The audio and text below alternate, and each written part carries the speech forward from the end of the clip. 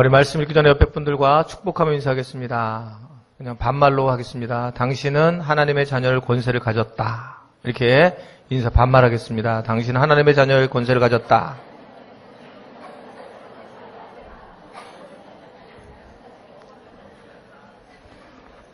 이럴 때는 옆에 좀 나이 드신 분들이 있는 분들이 행복하신 거죠?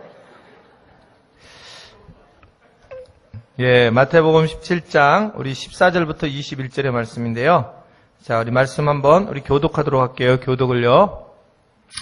그들이 무리에게 이르매 한 사람이 예수께 와서 꿇어 엎드려 이르되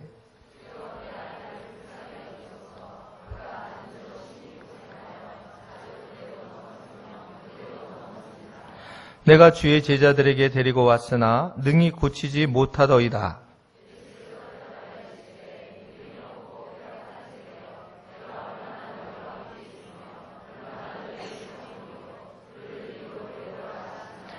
이에 예수께서 꾸짖으시니 귀신이 나가고 아이가 그때부터 나으니라.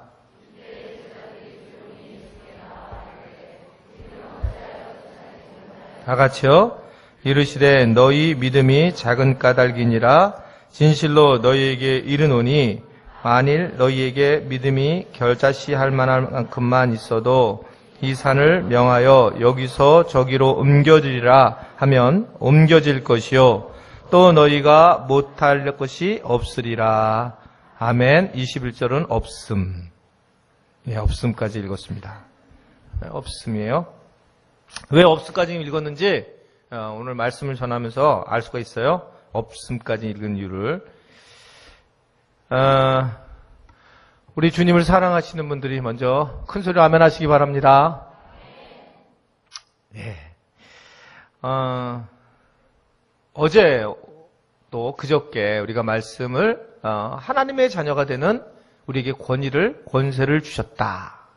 이걸 조금 묵상을 해보자. 그래서 하나님의 자녀가 되게 하셨다라고 하지 않고 하나님의 자녀가 되는 권세를 주셨다라고 하는 의미는 뭐 여러 가지 의미가 있겠죠. 여러 가지 의미가 있지만 우리에게 뭔가 이 땅에 살아가면서 힘이 있어야 한다. 파워가 있어야 될 일이 생길 것이다. 라고 하는 그런 말씀이었죠. 그래서 우리에게는 영적인 어떤 권세와 영적인 그 능력이 우리에게 하나님의 자녀가 되는 사람들에게 주시기를 원했다라는 것을 어제하고 이제 우리 그제 보하게 되었습니다. 근데 그 하나님의 자녀가 되는 권세가 어떻게 흘렀느냐? 예수님에게 흘렀고 그 예수님은 다시 교회로 흐르게 하였고 교회에도 그런 영적인 권세들이 질서 있게 흐르게 되었다. 그래서 어저께는 그냥 제가 어렵지만 목회자에 대한 말씀, 영적 권세가 어떤 건지 일단 정확하게 알고 있는 것이 중요하고 그것이 우리가 이 땅에서 복을 받는 중요한 방법이라는 것을 말씀을 드렸습니다. 그런데 여러분들이 딱 느낄 수 있는 게 뭐냐면 우리가 이번에 주제가 영적 권위인데 영적 권세인데 자, 영적 권세, 영적 권위라고 하는 이 단어는 뭐가 있냐면 대상자가 있기 때문에 그런 거죠.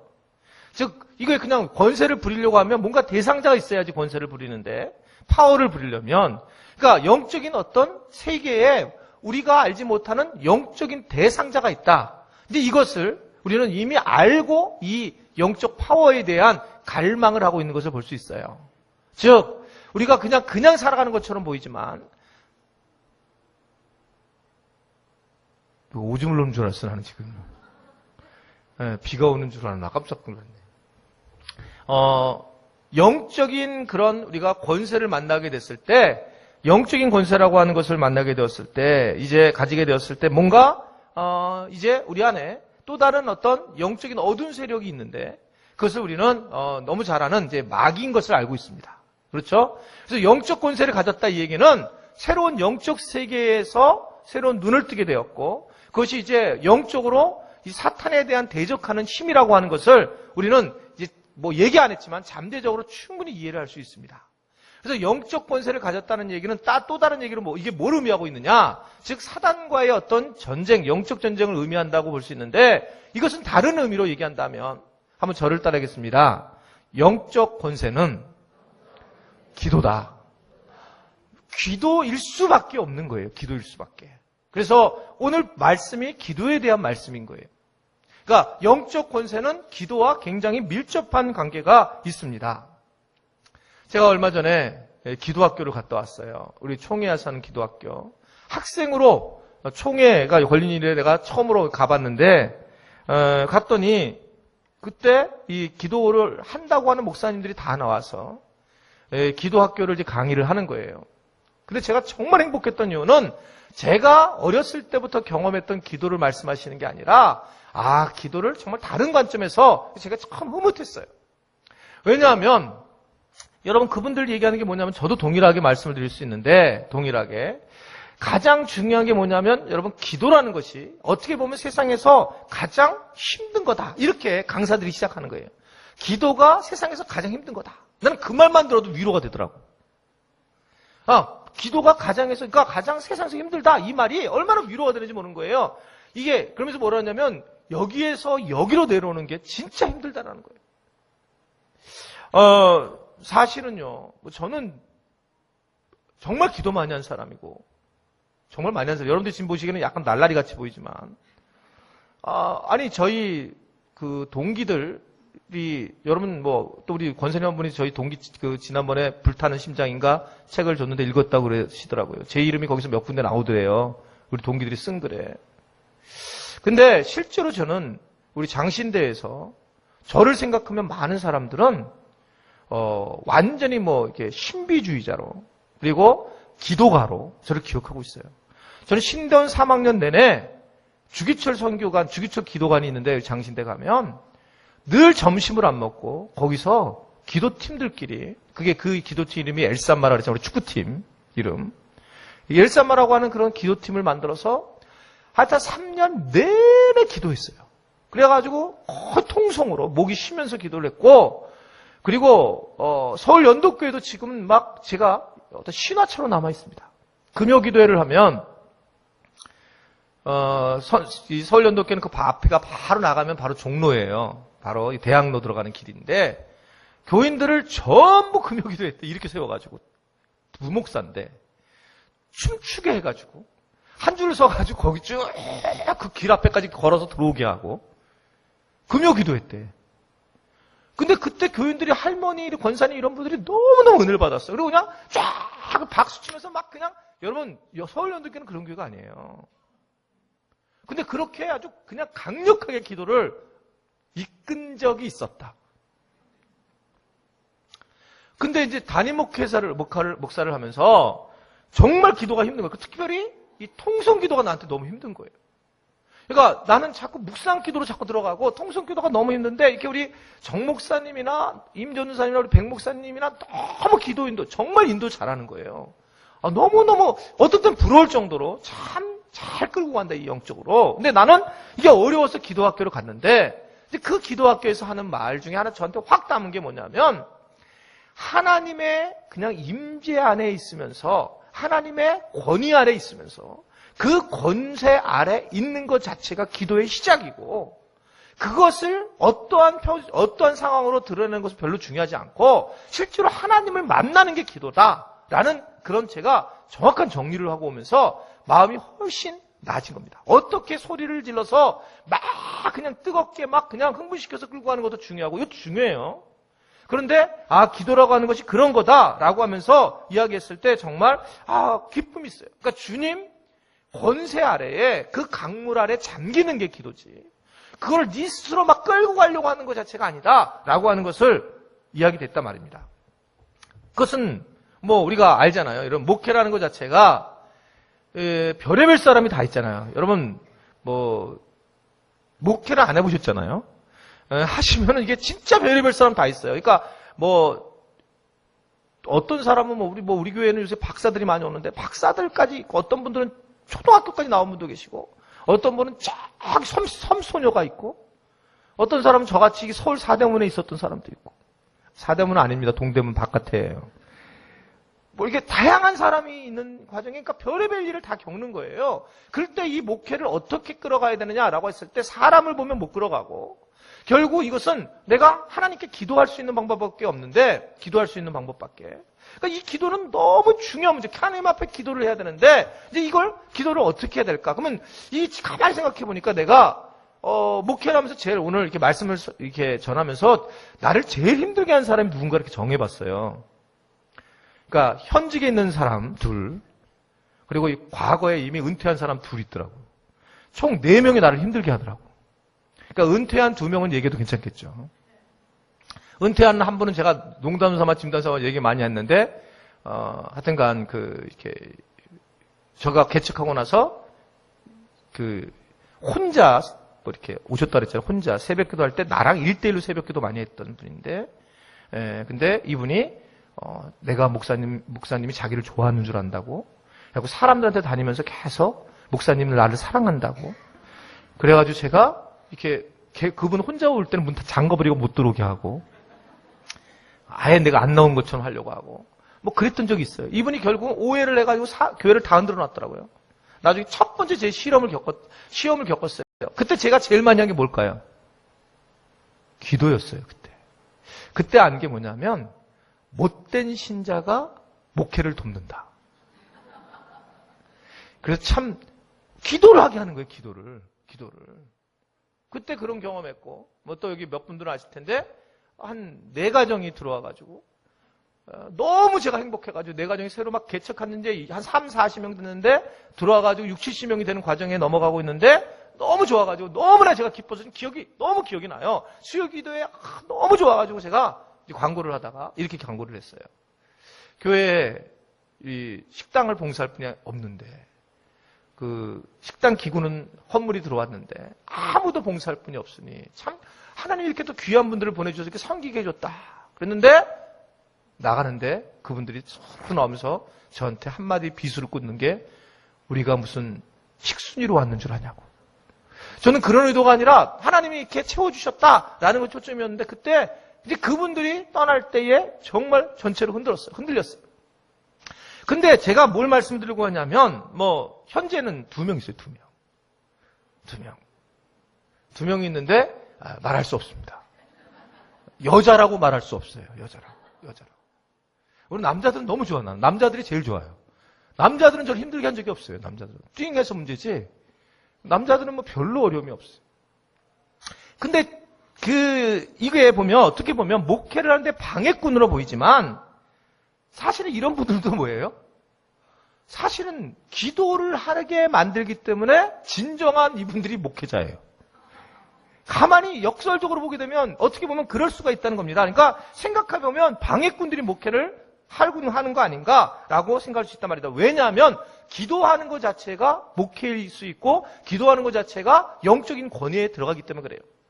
여러분 제가 이런 얘기를 많이 하죠. 세상적인 표현이지만 바쁜 게 죄입니다. 이런 얘기를 많이 하죠. 그러니까 바쁜 게 죄라고 하는 의미의 결정적인 이유는 뭐냐면 바쁜 게 죄인 이유는 기도 안에 잠길 수가 없다는 거예요. 내가 기도의 강물 안에 잠길 수 있는 시간이 없기 때문에 그러기 때문에 내가 바쁜 것 자체가 죄인 거지 바쁜 게 뭐가 죄가 있겠어요. 그러나 하나님의 그 도도한 흐르는 성령의 강물 안에 우리가 잠길 수가 없는 거예요.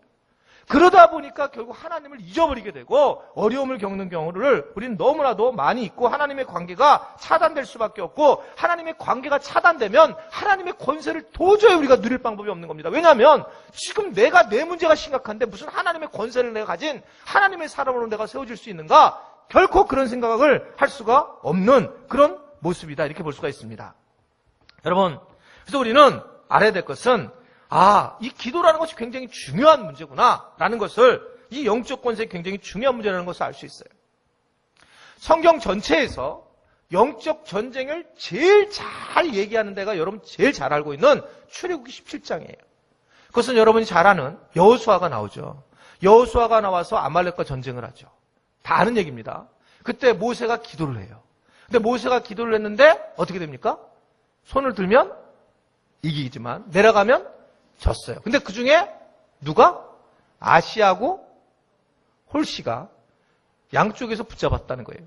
그래가지고 승리했다는 겁니다. 자, 이거를 여러분 그냥 싹 다 빼고 객관식 문제로 낼게요.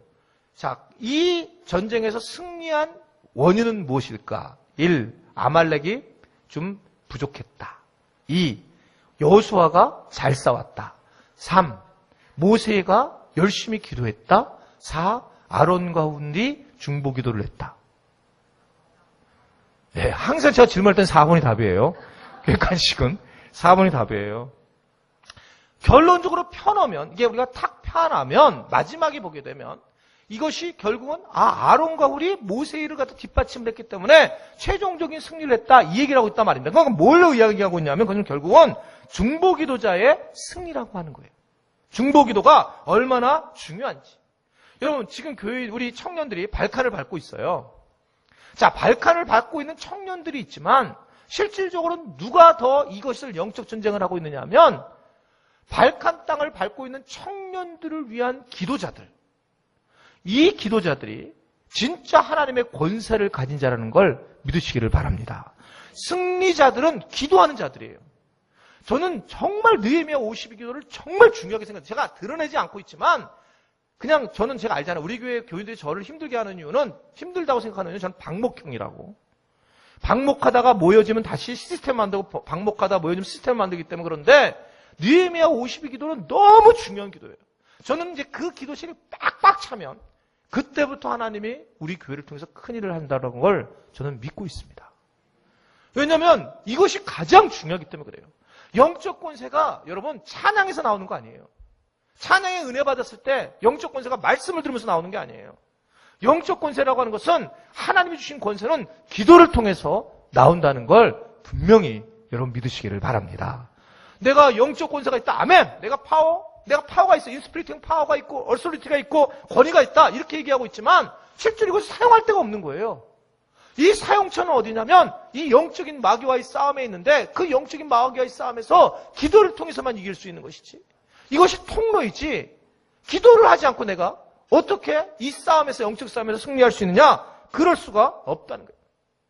그래서 하나님은 우리를 항상 꽉 막히게 하고 꽉 막히게 했을 때마다 기도하기를 원하시고 그 기도는 우리는 그냥 기도로 보지만 이것은 알고 봤더니 뒤는 봤더니 어두운 세력과 뭐를 하고 있는 거예요.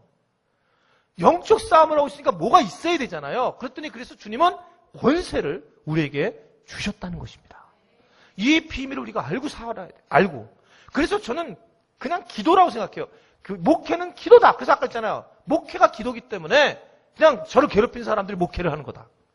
그러니까 기도가 뭐든 사실 기도자를 만들어 놓으면 전도도 하고 기도자를 만들어 놓으면 모든 게 다 해요. 근데 기도를 안 하게 되면 모든 게 다 나중에 스톱해버릴 수밖에 없는 그런 상황이 될 수밖에 없어요. 그러니까 이 사도행전 12장에 보게 되면 베드로가 옥에 갇혔는데 교회는 그를 위해서 기도를 했다는 거예요. 간절히 하나님께 기도했을 때에 그 옥문이 열리게 되고 그리고 결국 이 사도 베드로가 살아서 그들을 만나는 장면이 있는데 그때 어떤 일이냐면 기도를 했다는 거예요. 여러분 우리가 힘든 일이 있을 때 어떻게 해야 되느냐? 기도의 권세를 사용한다는 걸 믿으시기를 바랍니다. 기도는 한번 저를 따르겠습니다. 기도는 방어용이 아니다. 기도는 권세다. 요 구조물, 요 물을 잘 생각하셔야 돼요. 그래서 여러분 기도는 지난주에 설교를 했지만 뭐라고 말씀드렸냐면 문제가 생겼을 때부터 하는 건 기도가 아니에요.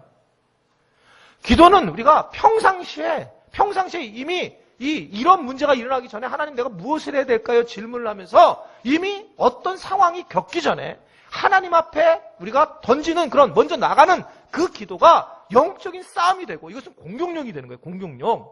수비가 아닙니다. 수비가. 그래서 기도를 하는 사람들은 어려움이 없는 거예요.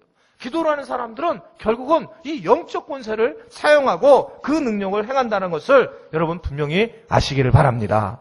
우리 교회는 기도하는 사람들이 세워져야 돼요. 이것이 가장 마지막 최종입니다. 최종. 기도하는 사람들이 세워지면 선교, 전도, 모든 게 다 돼요. 근데 이게 흐트러지면 사실 이 기초가 흔들어지면 다 흔들릴 수밖에 없다. 이렇게 볼 수가 있습니다. 그래서 오늘 본문도 바로 그런 얘기예요. 여러분 오늘 보면 귀신 들리는 아이가 있었습니다. 근데 제자들이 당황하는 거예요. 그랬을 때 주님께서 뭐라고 얘기하냐면 믿음이 없고 패역한 세대야 라고 이야기를 하고 있는 걸 볼 수가 있습니다. 너희가 지금 위기 상황이라는 거예요. 여러분 가만히 한번 생각해 보세요. 정말 가만히 한번 생각해 보세요. 아주 진솔하게 우리가 살아가면서 정말 위기가 뭘까요? 정말 위기가 어떤 걸까요? 요새 하여튼간 지금 정부가 하는 일들 진짜 이거 큰일 났다 이거. 진짜 위기다. 이 정치판을 보면. 여러분, 지금 세계 경제가 너무 어렵습니다. 세계 경제가 너무 어려운데 이거 정말 위기다. 교육 정책, 이거, 말 마라. 이건 정말, 이게 교육이냐, 이게? 정말 위기다. 여러분, 정말 그거라고 생각하십니까? 여러분, 그거는 우리를 죽일 수 없어요. 근데 진짜 위기는 뭐냐면, 공부를 못해서 애가 그런 것도 아니고, 정치가 힘들어서 그런 게 아니라, 어떤 것이 가장 커다란 문제냐면, 영적 전쟁에 무지합니다, 지금. 즉, 하나님의 권세가 무디어져 버린 거예요. 사용할 데가 없는 거예요, 지금. 모든 시스템 자체가 이 바깥으로 드러나 있고 그 안에 영적인 흐르고 있는 것 자체를 지금 모르고 있는 상황에서 그냥 바깥에 있는 그냥 표출된 부분만 우리가 만나고 있다는 겁니다. 그러니까 하나님의 권세 자체를 우리는 생각할 여를도 없고 생각할 필요도 없고 거기에 그냥 드러난 문제를 가지고 얘기하고 있기 때문에 아무런 일들이 우리 삶에서 지금 일어나지 않는 걸 볼 수가 있어요. 여러분, 결국은 하나님의 자녀들이 하나님의 권세를 사용하지 않으면 마귀에게 영적으로 우리가 짓눌 수밖에 없어요. 이걸 좀 정확히 알아야 되는 거예요. 제가 성경 공부 때 이런 말씀 많이 했습니다. 이스라엘 사람들 중에 최고 많이 있는 이름이 아브라함과 다윗이라는 이름이라고 그랬어요. 그래서 여러분 보면 아브라함과 다윗의 세계라 이렇게 얘기를 한다고 그랬잖아요. 아브라함과 다윗이 유대인들의 우리나라 같으면 이제 김씨, 이씨 같이 제일 많아요. 6.1 전쟁이 일어났다고 그랬습니다. 6.1 전쟁이 이 이집트하고 이스라엘하고 전쟁이 일어났을 때에 이집트하고 이스라엘 전쟁이 됐을 때 이스라엘이 한 방에 다 그냥 그냥 막 이집트를 싸그리 점령을 했는데 한 지역을 점령 못해요. 한 지역을 점령하지 못하게 된 계기가 뭐냐면 이 이집트 당시에 젊은 장교가 이 이스라엘에서 예루살렘에서 뭘 받았냐면 그때 저걸 했어요. 유학을 갔던 거예요. 그리고 전쟁이 일어난 거예요. 자기가 그 마을을 지휘를 하게 되었는데, 마을을 지켰는데, 그때 이제 어떤 일이 있었냐면, 실제로 이 안식일이 딱 들어온 겁니다. 안식일이 되니까, 이 사람들은 전쟁을 안 해요. 전쟁을 이스라엘 사람들은 안식일이 되면 총을 쏘면 이게 일이기 때문에. 그러니까 막 쳐들어오다가 딱 거기에서 전쟁이 아직 안 왔을 때에 그 마을에서만 어떻게 그를 갖다 이겼냐면, 이름이 아브라함하고 다윗이라는 이름이 많아가지고, 이집트 군인들이 다 총을 조준하고 있다가 아브라함 그렇게 물어보면 이스라엘 진지에서 왜 그리고 누가 불렀어요? 쓰기 일어날 때 총을 땅 쏴갖고 죽였대요. 그다음에 다윗 그러면 왜 그래가지고 그때 싹 일어날 때 딱 쏴서 죽였대요. 믿거나 말거나. 믿거나 말거나인데 사실은 그래요. 근데 그때 6일 그걸 이 안식일만 알았으면 이들이 그 원리만 알았다면 절대로 이집트가 지지 않았다는 거예요. 6일까지만 딱 버티고 안식일날 가가지고 띵고 다 죽이면 되잖아요. 근데 이걸 몰랐던 거예요. 그리고 그래서 이스라엘이 6일 만에 끝낸 이유가 안식일 때문에 그런 거예요. 안식일 때문에 막 급해가지고 쏘다가 끝날까봐. 요새는 그것도 바뀌었다고 하던데. 어떻든 그런 상황이 있었단 말입니다. 그러니까 우리가 잘 알아야 됩니다. 우리가 어떻게 인생을 살아가야 되는지를 잘 아는 것이 참 중요하다. 요새 여러분 우리가 너무너무 우리나라가 지금 잘 살고 있어요. 그러니까 너무 잘 살고 있으니까 뭐가 우리가 위기인지를 잘 모를 때가 많이 있습니다. 여러분 다른 나라를 가보면 금방 우리나라가 얼마나 잘 사는지를 알아요.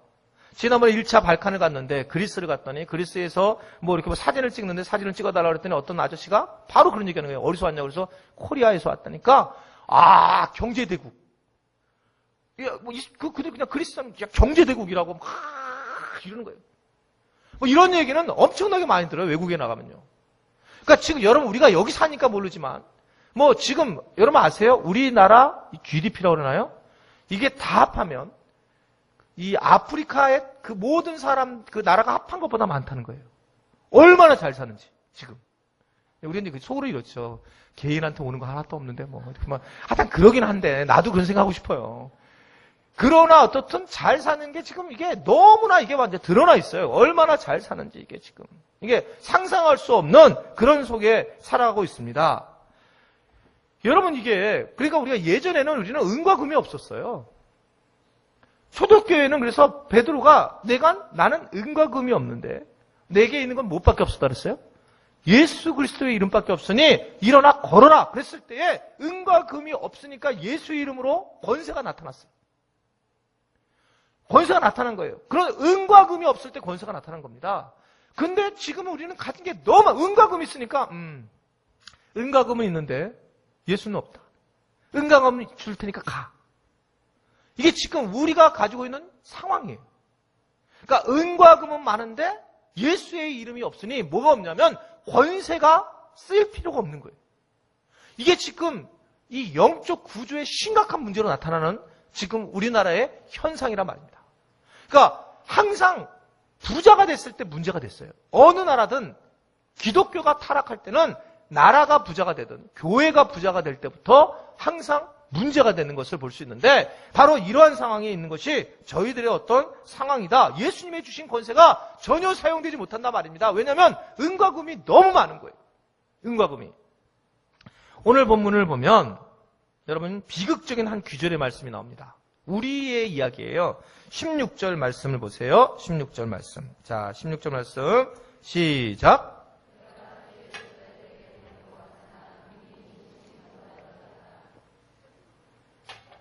여기서 여러분 주의 제자들에게 데려왔으나 능히 고치지 못한다이다를 바로 그냥 교회로 본다면 내가 교회로 데려왔으나 능히 고치지 못하더라. 변화시키지 못하더라. 아무것도 하지 못하더라. 세상을 변화시키는 겨의 능력이 교회에 없더라. 아무것도 내게 없더라. 라고 하는 것과 똑같은 이야기라고 있단 말입니다.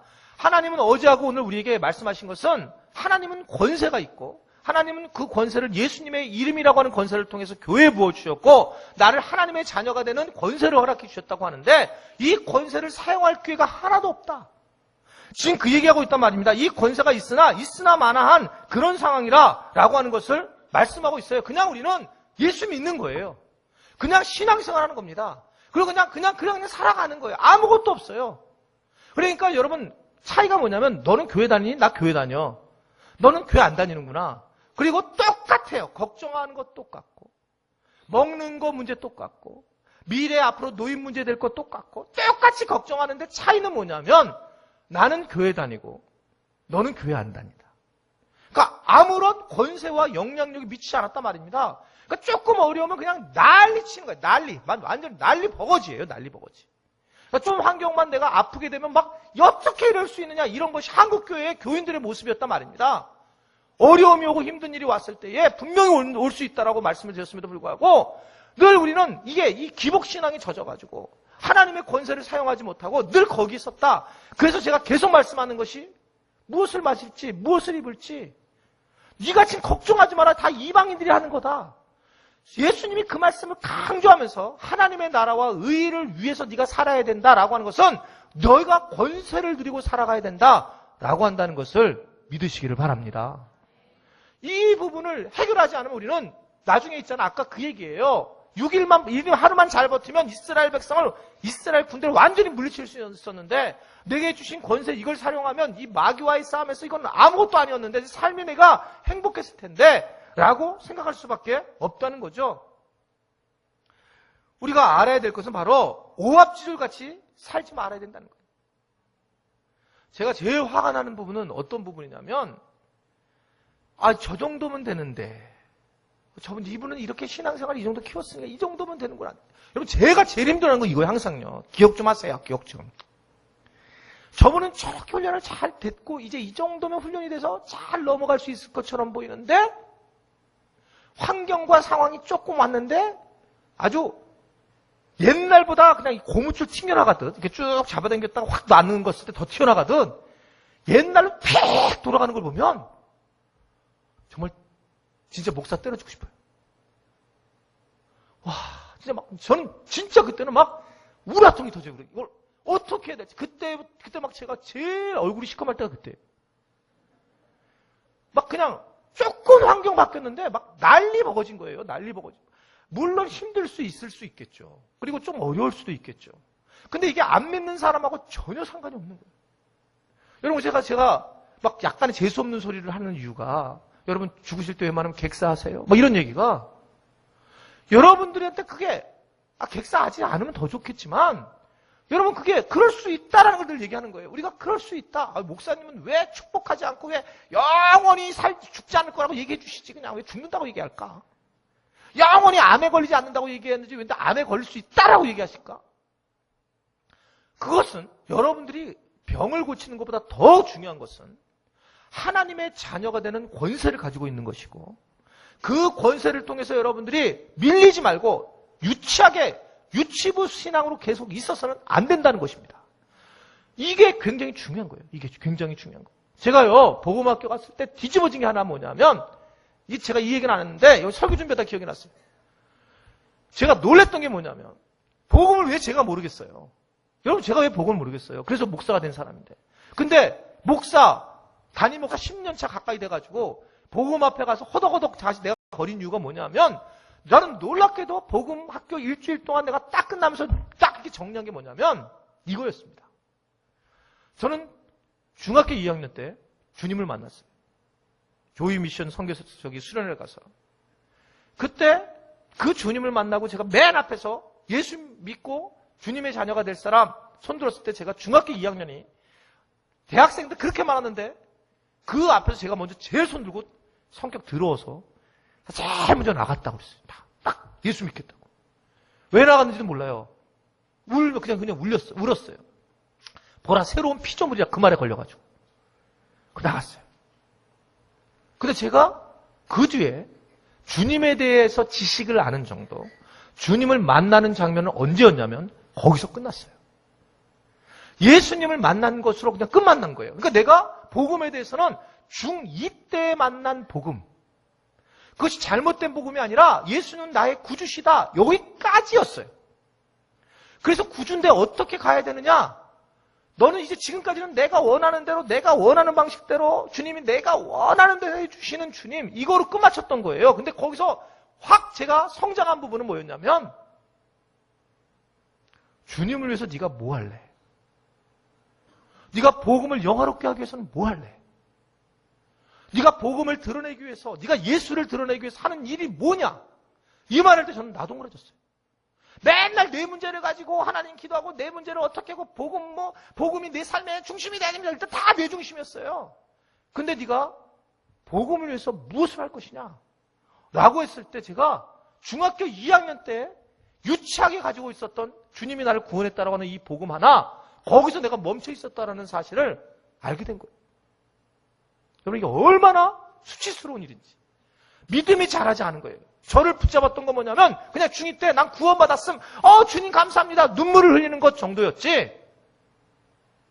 근데 그 뒤부터는 내가 확 눈에 띈 게 하나가 뭐냐면, 이제는 주님을 영화롭게 해야 된다. 이제는 내가 죽어도, 내가 좀 어려움이 있더라도, 내가 암에 걸릴 수도 있고 내가 망할 수도 있고, 그런데 어떻게 하면 주님을 영화롭게 할 것인가? 어떻게 하면 내가 복음을 영화롭게 할 것인가? 내 인생의 마지막에 간다면 내 마지막의 소원은 내가 주님 때문에 행복하게 죽는 거라고 옛날에 얘기했지만 지금은 그게 아니에요. 얼마나 주님을 행복하게 하면서 내가 죽을 것인가? 그게 달라진 거예요, 여러분. 저는 예수님을 만난 사람입니다. 그런데 예수님을 만나고 나서 반응하는 방법을 몰랐어요. 예수님을 만나고 나서 어떻게 살아가야 되는지를 몰랐어요. 근데 그 방향이 확 바뀌면서 그때부터 주님이 진짜 복을 부어주시는 거예요. 여러분, 우리는 권세를 가졌다, 이 단어는 무지 중요한 얘기예요. 그냥 내가 하나님의 자녀가 됐다라와 하나님의 자녀가 되는 권세를 주었다, 이게 어떻게 되면 굉장한 이 공격적이고, 그리고 이것에 대해서 먼저 나가서 이 해결하는, 내가 맨날 그냥 아유 나 힘들어 죽겠어요, 아유 교회, 아우 봉사, 얘기하면 아우 교회가, 아우, 완전히 이스라엘의 불평불만하던 그 똑같은 사람. 생각해보세요. 내가 늘 그런 거 아닌가? 내가 늘 그렇게 사는 거 아닌가? 왜 그러냐면 이게 역사관 세계관이 안 바뀐 거예요.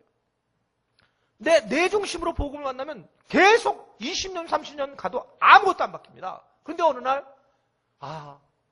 주님이 내게 은혜를 주셨기에 이제 내가 갚을 때가 됐구나.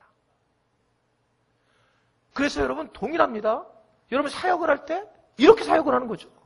예전에는 내가 편한 사역이 뭐고? 나한테 맞는 사역이 뭔가? 이렇게 살아왔지만 이런 복음의 영광에 참여한 사람은 어떻게 얘기 되냐면 제일 힘들어하는 사람들이 힘들어하는 부분이 어디지? 제일 힘들어하는 곳이 어디지? 내가 그 일을 할 텐데. 이렇게 바뀌는 거예요. 그러면서 그 일에 내가 참여하게 되고 그랬을 때 사람들이 야 당신 참 훌륭하다. 그럴 때 아니 정말 이건 주님이 하신 거다. 내 생각이 안 바뀌면 할 수 없는 건데 주님이 바뀌게 하셨다. 그러면서 사람이 완전히 달라진다는 것을 이것이 새로운 피조물이라는 것을 여러분 믿으시기를 바랍니다. 우리가 축복만 받고 주님을 영광스럽게 하지 못했다는 거예요.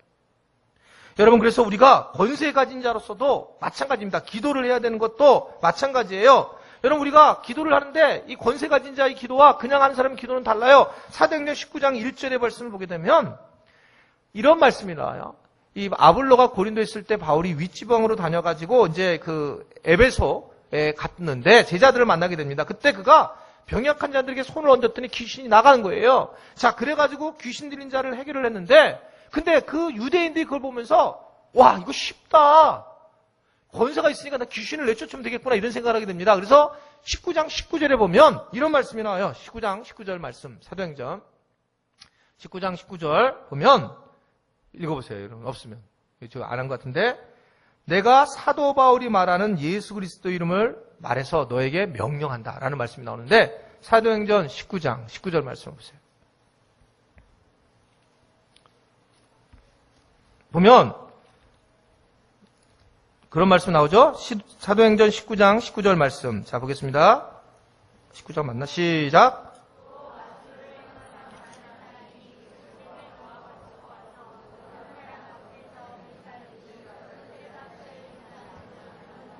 네, 여기가 아닌 데가 이상하네. 29절인가? 어떻든 값이 내가 지금 치면서 잘못 쓴 것 같은데 이렇게 이제 그 고치는 장면이 나오는데 이 사도행전 19장 쪽에서 보게 되면 그런데 그때 놀라운 일들을 행하는 걸 보니까 이들이 이제 바울도 이거를 갖다가 생각해서 그 일을 행하게 됩니다. 16절 어디 있는 것 같은데? 예? 13절 예, 13절이에요. 아, 죄송해요. 13절 13절 시작. 이에 돌아다니며 마스라는 어떤 유대인들이 시험 삼아 악기를 들린 자들에게 주 예수의 이름으로 붙들러 말하되 내가 바울의 일 전파하는 예수를 의지하여 너희에게 명하노라 하더라. 그랬더니 15절을 제가 얘기하고 싶었던 거예요. 15절 시작. 악기가 대답하여 이르되 내가 예수도 알고 바울도 알거니와 너는 누구냐? 예, 그런 얘기하는 거야. 야, 내가 좀 다 알겠는데 그래, 너는 근데 누구야? 지금 이게 어떻게 우리가 표현할 수 있냐면 나는 기도도 하고 나는 예배 때 참여하기도 하고 그리고 나는 헌신도 하고 나는 뭐 봉사도 하고 뒤에서 내가 꽤 애를 썼어. 그러면서 자기가 권세를 딱 행하려고 하니까 뭐라고 얘기했냐면 이 귀신이 내가 바울도 알고 그리고 예수님도 아는데 너는 도대체 누구야? 라고 이야기를 하고 있단 말입니다. 여러분 이게 내가 보혈도 하고 십자가도 알고 내가 예수 그리스도의 은혜도 알아요. 그래서 내가 눈물도 흘렸어요. 그럴 때 우리가 권세를 행하려고 딱 그랬는데 그때 귀신이 뭐라고 하냐면 우리한테 내가 딴 사람은 알겠는데 넌 누구냐? 이 얘기를 하고 있다는 거예요.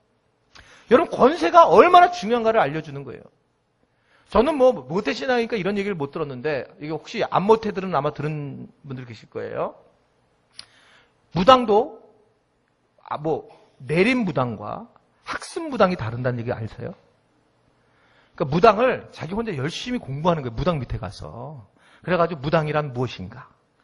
무당이 해야 할 일, 뭐 칼날을 탄다, 뭐 이런 거, 딸랑딸랑 해야 된다. 이렇게 이제 그게 학습 무당이고 내림 무당은 어떠냐면 갑자기 있는데 이러다가 이러다가 그냥 자기 혼자 그냥 그냥 막 칼날 탄다는 거예요. 근데 내림 무당은 굉장히 영감이 있다는 거예요. 여러분 무당도 학습하는 것보다 경험한 내림 무당이 굉장하다는 거예요. 무당이 그럴진데 그러니까 하나님을 믿는 사람들은 여러분 이게 마찬가지 하나님을 믿는 사람들이 뭐냐면 이 자체가 어떻든 간에 우리가 경험해야 되고 우리가 나타나야 되고 드러내야 될 수밖에 없다는 겁니다. 우리가 흉내내는 것이 아니라는 거예요. 흉내내지 않기 위해서 주님이 우리에게 주신 게 뭐냐면 권세. 하나님께서 우리에게 주신 권세였습니다. 여러분, 이 권세가 성령님의 임재를 통해서 우리에게 나타나야 된다는 거예요. 그래서 이 권세가 드러나지 않고 이 영적 싸움에서 드러나지 않으면 우리는 평생 그런 모습으로 살아갈 수밖에 없다는 것을 얘기하고 있어요. 그래서 이것이 아무것도 힘이 없고, 야, 나는, 그래, 난 딴 사람도 안 돼. 너는 도대체 누가 갑자기 귀신이 우리를 뒤집어 씌운다는 것을 오늘 말씀을 하고 있는 겁니다. 사단이 예수님을 시험하면서 던졌던 한 가지 재밌는 말이 있는데 그것이 누가복음 4장 6절에 나와요. 자, 보세요. 자, 시작. 이르되 이 모든 권세와 그 영광을 내가 내게 주므로 이것을 내게 넘겨준 것이므로 내가 원하는 자에게 주노라. 이 세상의 모든 영광과 권세를 누가 사단에게 넘겨주었느냐? 아담이 넘겨주었다. 그런데 이 아담에게 넘겨줬던 이 권세를, 이 사단의 권세를 누가 다시 찾아오세요? 예수님이 찾아오신 거예요, 이 권세를. 예수님이 찾아오셔가지고, 그리고 예수님께서 이 권세를 누구에게 다시 줬냐면 우리에게 주셨다. 그래서 우리는 이것을 놀라운 축복이라고 여겼던 거예요. 놀라운 축복이다. 그래서 권세는 여러분, 이 영적 상대인 마귀가 있어야지만 드러나는 것이고 결국 이 마귀 때문에 사용해야 된다는 것을 여러분 분명히 아시기를 바랍니다. 자, 이제 마지막으로 달려가는데 그러면 권세를 어떻게 해야 되느냐? 권세는 여러분, 한번 저를 따르셔서 권세는 선언하는 것이다. 권세는 선언하는 거예요. 여러분 놀랍게도 예수님께서 이 병든 귀신들을 내쫓을 때에 기도가 간청하는 기도가 없었다는 거예요. 명령 기도를 했다는 거예요. 권세 있는 기도를 했다는 거예요. 그러니까 권세 있는 기도를 통해서 명령해서 그 귀신들을 내쫓았지, 귀신님 잠깐 나가주시면 좋겠습니다.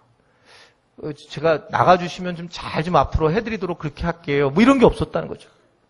그 귀신에게 그냥 예수 이름으로 명한다. 명령을 했다는 거예요. 그것은 명령했다는 것은 권세로 가지고 명령했다는 것을 의미하고 있습니다. 그래서 실제로 영적 싸움에 대한 그런 부분들을 주님은 우리에게 권세를 주시면서 이 싸움에 이기게 하시기를 원하셨다는 것을 여러분 분명히 믿으시기를 바랍니다. 엑소서리가 아니라는 거예요. 여러분 이게 권세가 그냥 권세 이게 아니라는 거예요. 내가 하나님의 자녀가 되는 권세를 가졌다고 하는 것은 권세가 쓰일 때의 권세죠. 이 권세가 안 쓰는데 무슨 권세예요? 나는 하나님의 자녀의 권세를 가졌어. 권세! 너 가졌나? 안 가? 나 가졌는데? 그리고 좀 어려운 일이면 아이고 힘들어 죽겠네. 아우 우울해. 이게 우리의 모습이에요.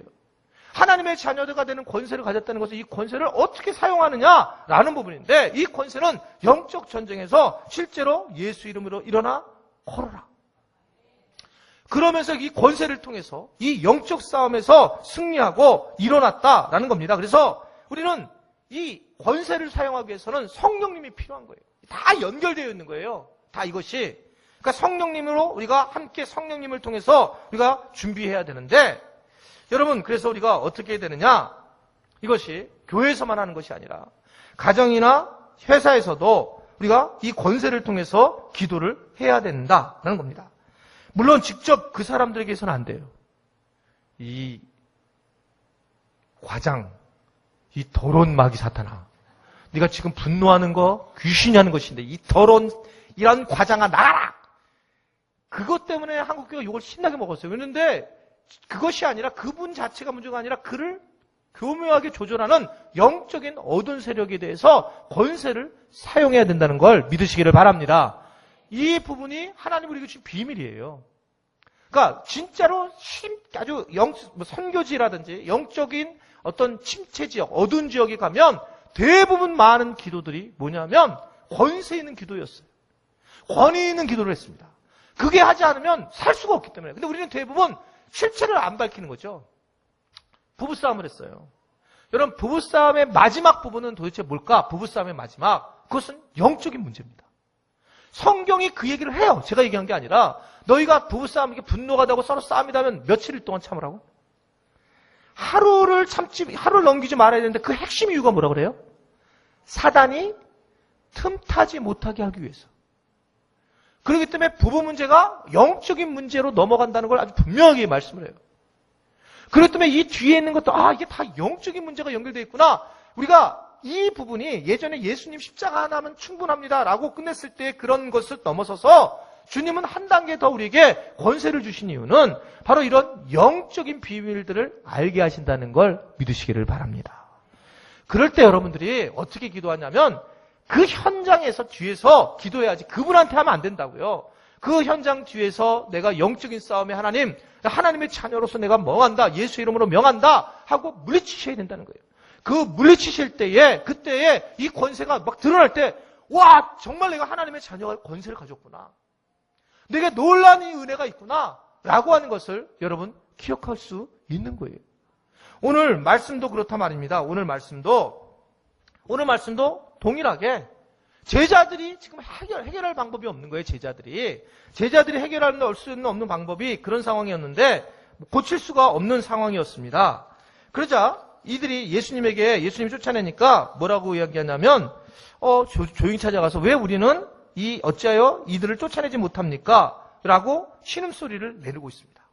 어찌하여 우리는 이 귀신을 내쫓지 못하고 어찌하여 우리는 이렇게 신앙생활 하는데 맨날 고모양 곶골입니까? 여러분 우리의 신음소리 아니에요?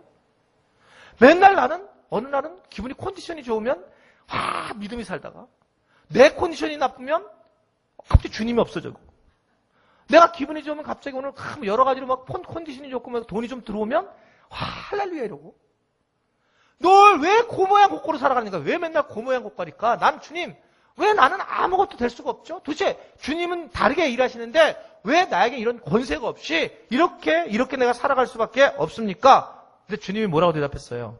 여러분 오늘 말씀 보면 뭐라고 대답합니까? 17절에 보면 뭐가 없었다고요? 믿음이 없고 패역한 세대여 라고 말씀을 하고 있는 것을 볼 수 있어요.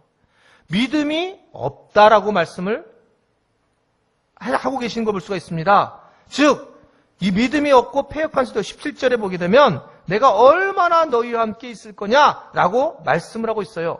결국 완전한 복음을 믿지 못하는 믿음 때문에 문제가 되더라라고 말씀을 하고 있는 겁니다. 오늘 본문 20절의 말씀을 보면 이것을 더 정확하게 말씀을 하는데 20절 말씀 보세요. 본문 마지막. 자, 시작.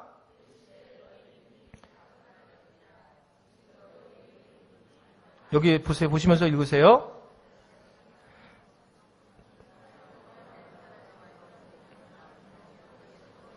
너희가 못할 것이 없으리라. 아멘.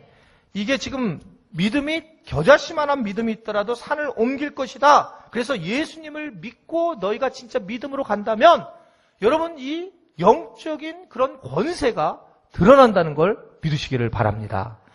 지금 이 얘기는 뭐냐면 그냥 기도하는 얘기가 아니라 영적 권세를 드러내는 기도를 하고 있는 거예요. 지금 귀신 들린 자를 내어 쫓을 때에 그 귀신 들린 자를 내어 쫓을 때에 나는 왜 못 되십니까? 왜 맨날 나는 이렇게 영적인 세계를 모르고 살아갑니까? 그랬더니 주님이 말씀하시는 것이 믿음이 없는데 네가 만약에 믿음을 얻는다면 이런 놀라운 산을 옮기는 사건들이 드러날 거다. 권세가 나타날 것이다. 라고 말씀을 오늘 우리에게 하고 있는 그런 부분이라는 거죠. 여러분 이게 무슨 얘기입니까? 이것은 아주 재미있는 내용이 하나 나오는데 아까 얘기한 것처럼 우리가 왜 할 수 없나 21절에 보면 뭐라고 나와요? 없다는 거예요. 아무것도 할 수 없다. 그런데 이 성경 내용은 이렇지만 다른 사본에 보면 재미있는 말씀, 이 동일한 말씀이 있는데 그 마태복음 9장 29절에 보면 마가복음 9장 29절에 읽어보세요. 시작. 이르시되 기도 외에 다른 곳으로는 이런 종류가 나갈 수 없느니라. 아멘. 다시 한번 그래서 기도로 돌아가는 거예요. 영적 권세는 다시 기도 안에 가야 된다. 기도는 왜 영적 권세의 강력한 힘을 보여주냐면 여러분 기도와 금식은 하나님의 권능에 접속을 하는 것입니다. 한번 저를 따라했습니다. 기도는 하나님의 권능에 접속하는 것이다. 예, 접속하는 것이죠. 그래서 기도를 우리가 하는 이유는 이런 거예요. 접속만 하면 된다는 거예요. 강물에 우리가 들어가 있으면 된다는 거예요. 여러분 오늘 말씀은 그런 거 아닙니까? 우리가 다른 것은 안 해도 밥을 먹잖아요. 밥을 그냥 우리는 기도와 금식에 대한 말씀이 나오는데 밥은 먹는데 우리의 삶이 하나님의 권능으로부터 빠져 있다면 하나님의 능력으로 단절되어 있다면 밥 먹고 잠자는 것보다 더 중요한 일이 있다. 이 땅의 우선순위의 첫 번째는 뭐냐면 내 삶을 하나님의 권능에 연결시키는 것입니다. 이것이 우선순위예요. 이것이. 그래서 우리는 네가 무조건 기도의 방법이 없다. 이 얘기는 너의 지금 상황을, 너의 가지고 있는 것을 하나님의 권능하게 접속을 시켜라. 그 접속을 시킨 걸 가지고 네가 권능을 사용해야 된다. 이렇게 말씀을 하고 있는 겁니다. 이제 말씀 마칠게요. 저는 우리 자녀들을 하나님의 권능에 접속시키는 것을 가르쳐줘야 된다고 생각해요. 어느 것보다 중요한 것이 과외 선생 쪽집게를 갖다가 붙여줘서 대학 붙이는 것보다 더 중요한 건 뭐냐면 아이들을 하나님의 권능에 접속시키는 것을 알려주셔야 합니다. 너희들은 그냥 사는 존재가 아니라 하나님의 자녀가 되는 권세를 가진 존재들이다. 우리 교회가 하나님의 자녀가 되는 권세를 가진 그런 교회여야 돼요. 그냥 우리는 하나님의 자녀가 되는 교회가 돼서는 안 됩니다. 그러면 우리는 계속 그 모양 그 꼴로 그냥 사람만 모여서 유령같이 인원만 많아질 수밖에 없어요. 근데 인원은 적더라도 하나님의 자녀가 되는 권세가 있는 교회. 이 교회가 하나님이 원하시는 교회입니다. 우리에게 그 교회를 원하고 내가 그렇게 살기를 원하시기 때문에 하나님은 너에게 준 그런 권세는 너희가 흥하라고 준 것이지 너희를 망하려고 너희에게 없이 하라고 준 것이 아니다 라고 말씀을 하고 있습니다. 여러분들의 사업을 하나님의 권능에 접속시키셔야 돼요. 여러분들의 세론들을 하나님의 권능에 접속시켜야 되고 여러분들의 가정, 여러분들의 자녀, 우리 교회를 하나님의 권능에 접속시킬 때에 그때 놀라운 권능, 이 놀라운 권세들이 곳곳에 임해진다는 것을 여러분 믿으시기를 바랍니다. 아무쪼록 여러분들이 그 권세 안에서 오늘도 여러분들이 그 권세 앞에 주님 앞에 엎드려서 그 권세를 통해서 승리할 수 있는 여러분들이 되시기를 주님의 이름으로 축원해 드립니다. 우리 이 시간 찬양 하나 하고 그리고 우리가 참 기도하기를 원합니다.